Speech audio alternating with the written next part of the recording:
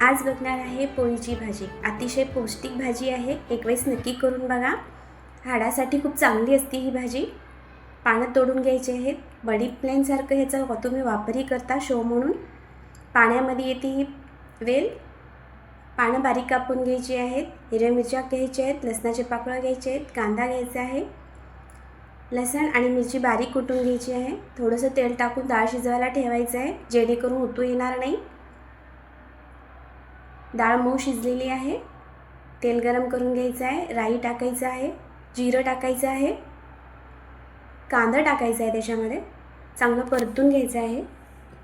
खूप चविष्ट भाजी आहे। हिरव्या मिरच्याचा ठेचा टाकायचा आहे, टमाटर टाकायचं आहे, चांगलं मिक्स करून घ्यायचं। थोडंसं हिंग टाकायचं, चव खूप चांगली येते वरणाला। चिरलेली भाजी टाकायची आहे, वरून मीठ टाकायचं आहे। मीठ टाकल्यानं भाजीला पाणी सुटतं आणि भाजी मऊ शिजते। 2 मिनिटं झाकून ठेवा। हळद टाका, शिजलेली डाळ टाका। अतिशय अप्रतिम अशी तिची चव आहे। एक वेळेस नक्की ट्राय करून बघा। करायलाही खूप सोपी आहे, जास्त काही साहित्यही नाही आहे। नक्कीच आवडेल। लाईक करा, सबस्क्राईब करा।